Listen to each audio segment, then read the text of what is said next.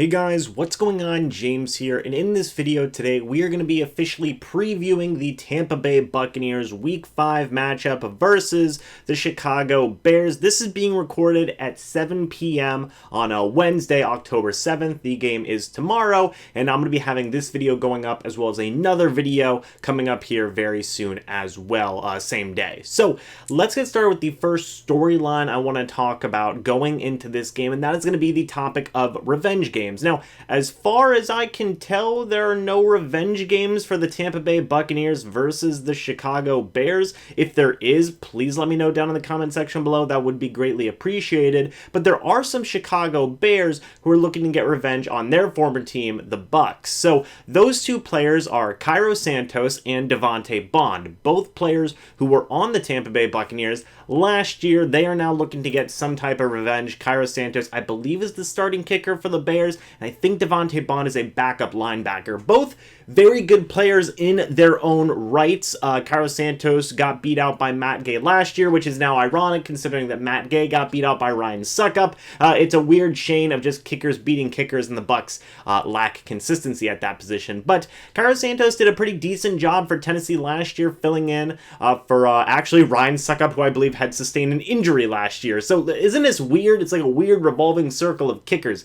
Anyway, Cairo Santos is now the kicker of the Chicago Bears. Eddie Pierno, their usual kicker, has been dealing with an injury. I don't think he is playing this year. I think he's on the IR, so Cairo Santos is in. Devontae Bond, I believe, spent time with the Bears last year on their practice squad, maybe a little bit of time on the active roster as well, but now he is on the active roster for the Bears this season, and I liked both of these players. I thought that they were both very good. I thought Devontae Bond definitely showed a little bit of promise as a backup inside linebacker as well as a pass rusher, and then I thought Cairo Santos was a pretty overall decent kicker. He just got beat out by Matt Gay in training camp and in the preseason. So two very interesting players, former Bucs, looking to get revenge on their former team, so pay attention to them and see how they do. I guess Cairo Santos especially, considering he'll probably get more opportunities to do some things than, say, Devontae Bond. So pay attention to those two guys in this Bears game. The next storyline that I want to mention here coming into this game is more rookies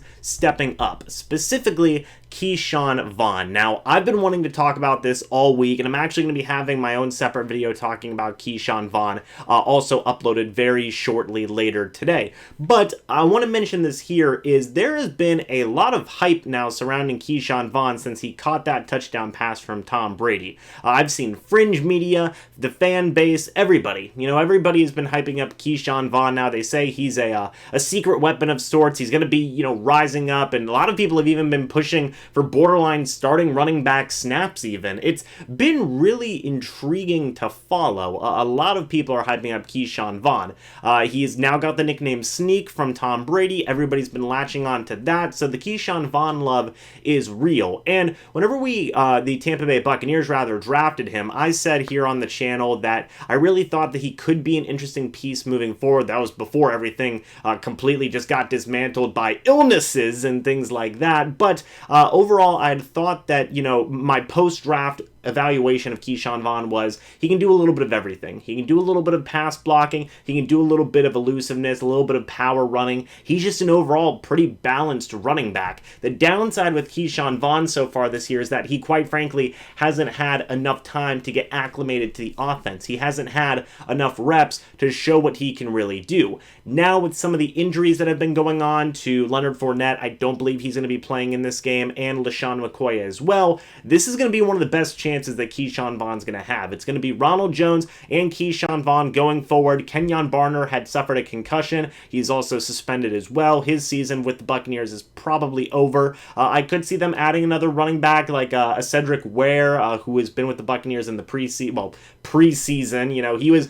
with the Buccaneers earlier this year, and maybe they might add another running back or two somewhere down the line as well. Really wish Dario Ogunbowale was available, but that's not an option right now, unfortunately. Really wish Raymond Calais was available. Unfortunately, that's not an option either. So, yeah, definitely a Cedric Ware could be one of those guys brought back. The Bucs have been getting dinged up at the running back position this year, man. TJ Logan's hurt. He's obviously on the IR. Leonard Fournette is dinged up. LeSean McCoy is now dinged up as well.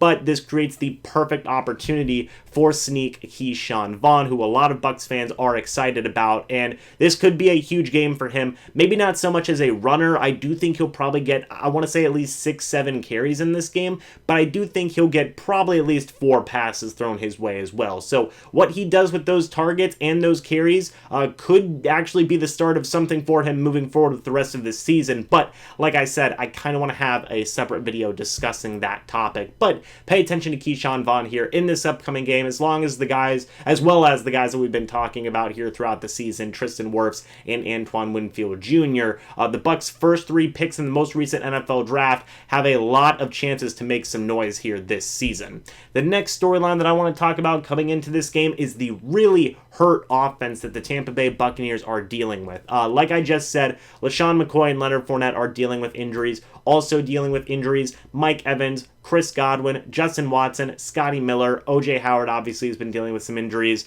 I believe Rob Gronkowski may have dealt with a little bit of an injury here or there, but I think he'll be okay, among a couple of other guys as well. So the Buccaneers are really hurting in terms of their pass-catching players. So overall, I said this in a previous video, I'm looking for that next man up mentality. You know, definitely looking at Tyler Johnson, Jadon Mickens, Cyril Grayson got brought up from the practice squad.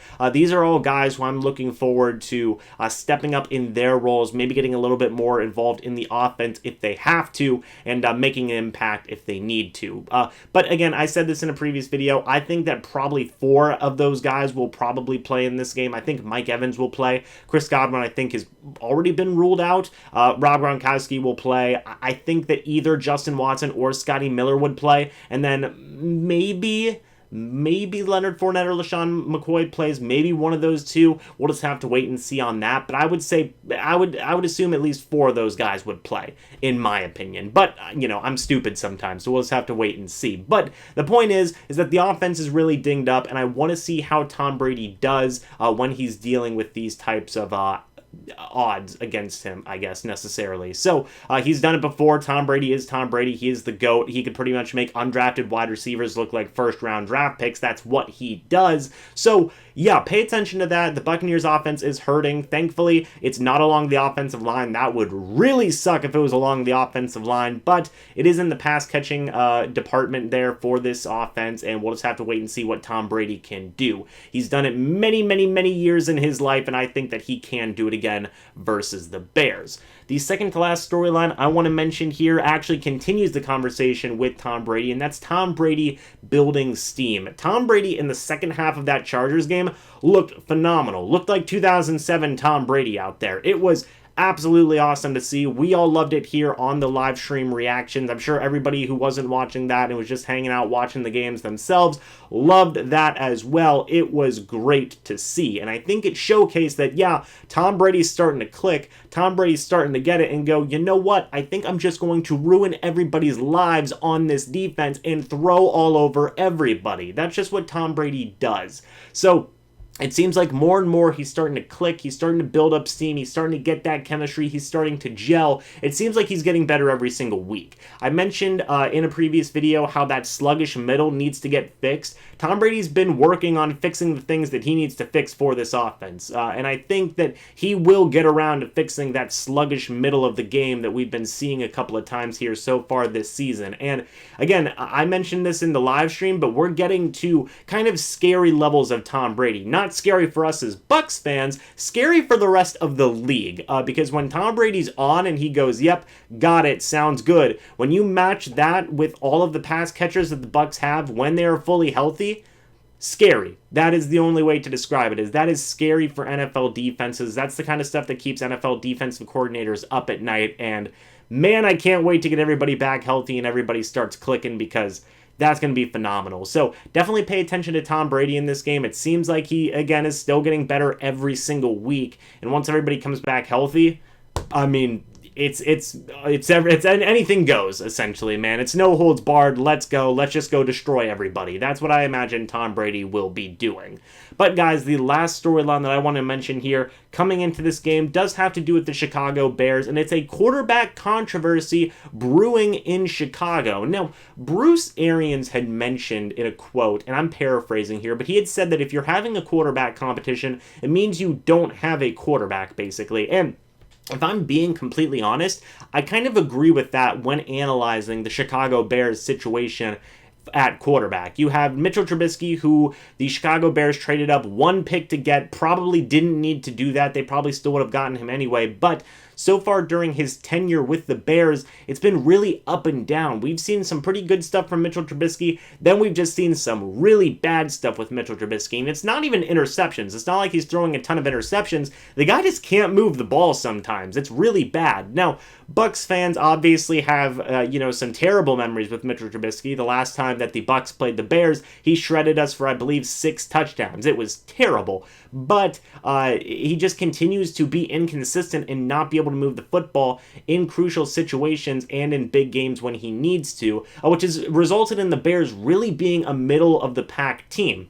The Bears in the offseason had said, Mitchell Trubisky's our guy, but later on in the offseason, they went and traded for Nick Foles, who at this point is, I don't want to say a shell of his former self since that Super Bowl win with the Philadelphia Eagles, but he hasn't been able to do much. I believe he spent another year or two with Philadelphia, wasn't able to do much because Carson Wentz was healthy. He went to the Jacksonville Jaguars for 1 year, got hurt, came back from his injury versus the Bucs, got benched in that game because he was not playing well. He was benched in favor of Gardner Minshew, and then he was traded to the Chicago Bears, where he had a great comeback against the Atlanta Falcons, but lol, it's the Atlanta Falcons. They've been blowing leads this entire season. I cannot wait for Dan Quinn to get fired. That's going to be interesting. But in that second game that he had against the Colts, he wasn't able to do basically anything. They scored 11 points. They were not able to move the football. And overall, it was just a really ineffective day at quarterback for Nick Foles. So what's going to happen in Chicago? I really don't expect either one of these guys to be the quarterback for the Bears next season. Things could change, obviously. Mitchell Trubisky could come in later in the season and just absolutely light it up. But right now, I would not have a lot of confidence in either one of these quarterbacks if I was a Bears fan or anybody in the Bears coaching staff or front office. So going to be really interesting to see what happens. Of course, anything can happen in the NFL, and either one of these guys could come in and just have a career day against the Bucs. But right now, I'm not seeing a lot in terms of the Buccaneers or in terms of the Bears quarterback room that makes me think that this is a cohesive unit that is ready to go. Okay, I know they're 3-1. They definitely played some close games against some pretty decent teams, but the quarterbacks have definitely left a lot to be desired there in Chicago. So pay attention to this quarterback controversy into this game. We could possibly see Nick Foles get benched again in favor of Mitchell Trubisky. So pay attention to what happens in this game moving forward with the Bears and their quarterbacks. But guys, that's going to be it for this video. Let me know what you thought about all of the storylines that I mentioned down in the comment section below, and what are some of the other things that you guys are going to be paying attention to in this upcoming game versus the Bears. Anyway, guys, hope you all enjoyed, and I will see you in the next video or the next live stream. But until then, and as always, guys, goodbye for now, and go Bucs!